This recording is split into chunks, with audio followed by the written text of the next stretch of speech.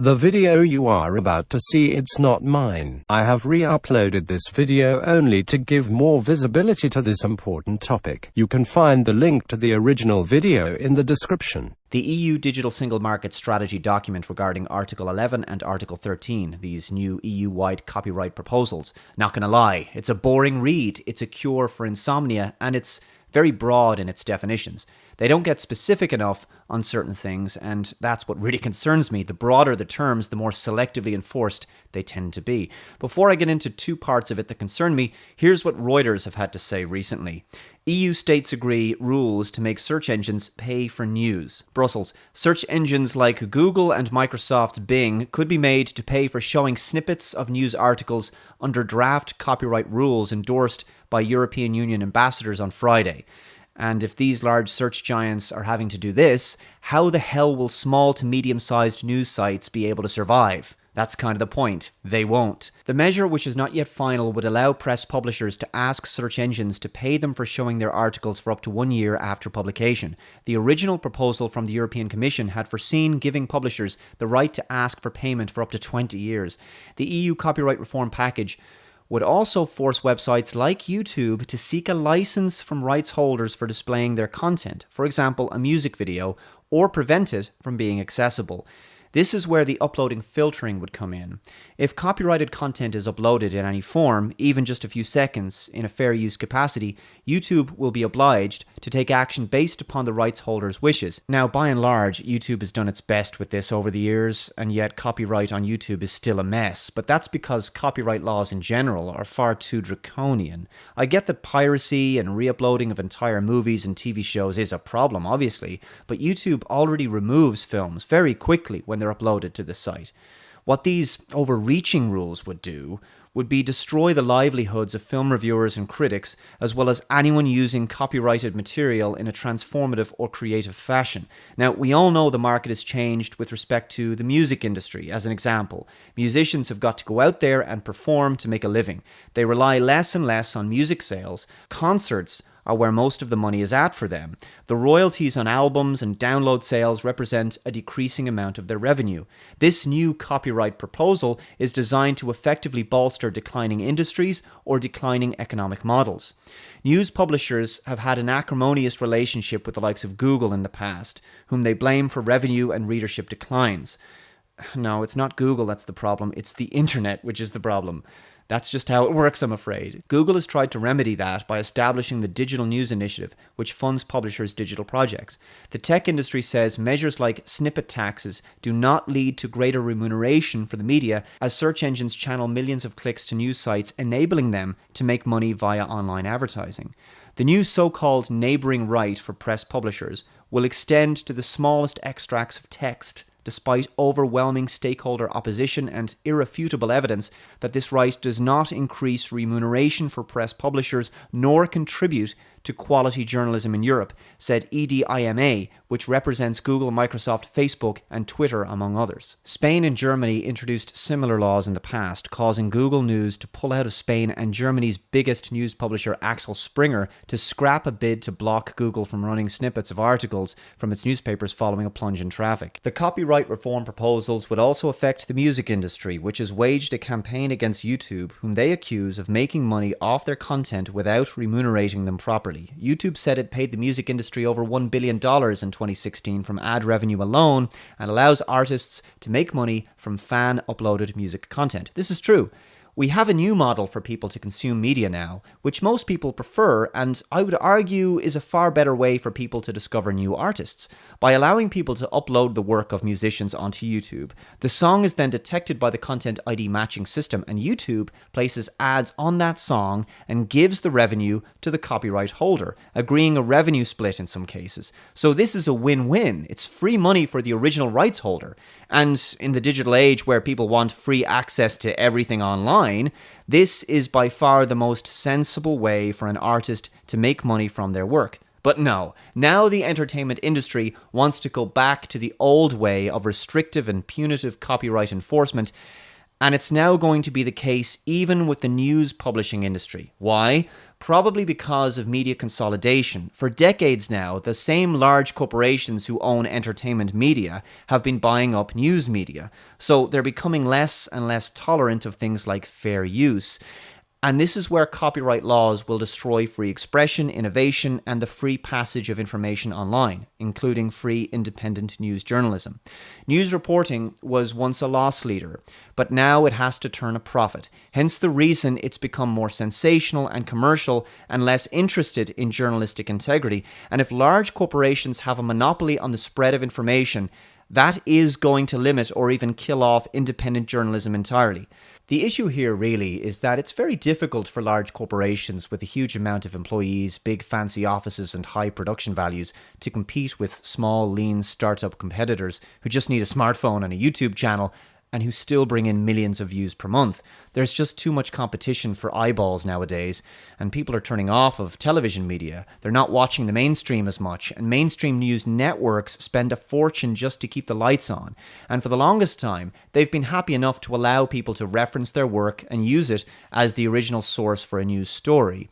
But the free and open internet with blogs and social networks and boards and forums, right, this is not an environment where the old, large, dinosaur corporate news media business model can survive. This is why they're screaming about people using video clips and snippets and quotes from their websites. They don't like that people can do video responses to their articles and even discredit some of their narratives, perhaps. They lashed out claiming that everyone who wasn't them was fake news in order to regain the eyeballs. That didn't work. Now they're trying a more aggressive tactic of introducing copyright legislation that would kill off the competition and bring back their audience. And by the way, this will affect independent media and internet users regardless of their political leaning. This is from page 28, section 32 of the directive. The organizational and financial contribution of publishers in producing press publications needs to be recognized and further encouraged to ensure the sustainability of the publishing industry. It is therefore necessary to provide at union level a harmonized legal protection for press publications in respect of online uses by information society service providers, leaving unaffected current copyright rules and union law applicable to uses of press publications by other users, including individual users. And Section 33, for the purposes of this directive, it is necessary to define the concept of press publication in a way that embraces only journalistic publications published in media, including on paper, in the context of an economic activity which constitutes a provision of services under union law. The press publications to be covered are those whose purpose is to inform the general public and which are periodically or regularly updated. This does sound like the EU is being lobbied to step in to help manipulate the market online so that the mainstream media as an industry can be kept alive. This is where the snippet or link tax thing comes in. It's more accurately described as a royalty. This is an attempt to turn the internet back into television, with the usual large and legacy players in control once again, and I would argue another step towards making the web a passive communications media platform and less an interactive one. I should point out this was disastrous in Spain back in 2014 when Google News was forced to close because of a law requiring the internet search company to pay Spanish news organizations for linked content or snippets of news. The move marks the first time globally that Google will shut down its news service and comes in response to a new Spanish intellectual property law going into effect on January 1st, dubbed the Google tax. Google said in a statement that the company's news product for Spain will stop linking content from Spanish publishers and close on December 16th. With Article 13, such a situation would go EU-wide, but the plot is about to emulsify. On the 29th of May, EU Today published the following article. Pressure grows ahead of key parliamentary vote on major shake-up of EU-wide copyright laws. I'm going to read some of this. Now stay with me because afterwards it's going to get very, very interesting and very weird. MEPs are coming under huge pressure to throw their weight behind a planned major reform of copyright rules. Under the complex changes, press publishers would be given exclusive right of reproduction and digital use of their press publications. German publishing giant Axel Springer, the largest digital publishing house in Europe, with several well-known brands such as Bild, Die Welt, and also joint owner of Politico, is reportedly among those championing the new EU-wide legislation. But the German EPP party has been accused of openly lobbying on behalf of Axel Springer by contacting members of the Legal Affairs Committee and urging them to back the proposals in a vote by the committee on the 20th and 21st of June. It is claimed that some committee members have been told of possible repercussions if they fail to support the proposal. They have allegedly been told to stay away from the meeting if they intend to reject the new law, with substitute members who are more sympathetic to the plans lined up to vote instead. British MEP Dan Dalton, a member of the Civil Liberties, Justice and Home Affairs Committee, said, "I am not surprised by this, given how controversial this issue is, even within the EPP, but it doesn't reflect well on the EPP that they want to silence their own members on an issue as controversial as this." Dalton, a member of the European Conservatives and Reformists group and who opposes the so-called neighbouring right in the directive, added, "By resorting to these methods, it only further demonstrates that there are huge concerns throughout the European Parliament, including within the EPP, with the neighbouring right." The article goes on to talk about how critics are concerned about the link tax and how small EU startups could be seriously impacted, while this would favour large news providers with deep pockets. Dalton adds, "I have quite a few concerns with the neighbouring right. It threatens to stop people sharing links on social media platforms, even though these links only send people to the news publishers' websites where the publishers can monetize their visit in any way they want. Social media in this regard is therefore actually beneficial to the publishers as it drives traffic to their websites." Exactly, a very good point. This proposal could effectively copyright the news, in a sense copywriting information that should be freely available, and makes it much harder for people to access real news. Fake news sites, however, would be unaffected and could end up being the only news that people will see on social media platforms. Dalton added small companies such as news aggregators and small publishers trying to compete with the giants like Google would be squeezed out of the market. This is what happened when a similar law was passed in Spain, which we mentioned before. He said the law has also failed in Germany with similar results. So in conclusion, it's bad for consumers, bad for quality news, and bad for publishers. It has been tried and failed in Spain and Germany and should be rejected. So, listen to this. A member of the jury committee who did not wish to be named said, "I know that several members of our committee have come under huge pressure to vote in favour of this particular proposal. The German CDU, via its EPP affiliate, has been reportedly pressuring them to vote what you might call the right way. As part of their efforts to convince them to do this, there have been reports of threats of members not being allocated reports and parliamentary positions if basically they don't do as they are told. The alleged involvement of the German publishers gives cause for some concern." He added, "I understand how things work in this parliament and lobbying is part and parcel of the EU decision-making process, but when it comes to threats and warnings, that is crossing a line." Okay, so that's the cut and thrust of this article. Now, guess what happened next? The article I've just read to you got removed from EU Today. This is an archive of the original article. Link below in the description for you to read the original for full context. As TechDirt says, it got memory hold. The article I just read no longer exists except in the archive. Now you just get this error message, unable to find the template _ layout in 404 at line 19. Very interesting.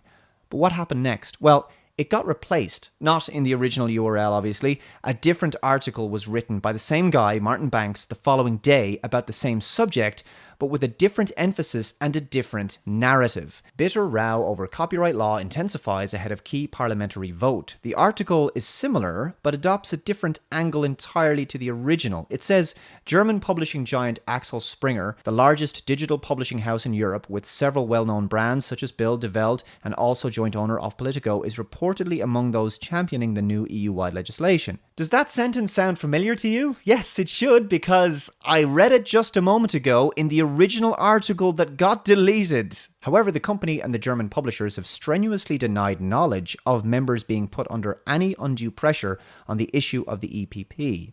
It then passes the buck to the big internet players. Apparently, they're the ones doing the lobbying. Who exactly are they talking about here? Well, it can't be Google, surely, because they're the ones who attempted to develop the revenue sharing model that the publishing industry isn't happy with anymore. It makes very little sense for big tech giants to be behind this. Then it provides a quote from a spokesperson spokesperson for the German Press Publishers Association. We support the draft of the European Commission and have welcomed the recent decision in the Council. The publishers go on to state, to remain competitive and independently financed, Europe's publishers need to be able to compete on all platforms. By publishers, they mean the big mainstream media folks, not the small to medium companies. Whilst publishers have successfully transitioned from analog to digital, they will only reach their potential with an appropriate and updated legal framework that addresses the complexities of online copyright and licensing and gives publishers the legal resource to protect their investment in the original, professional content that underpins the freedom of the press and democracy. The freedom of the press and democracy.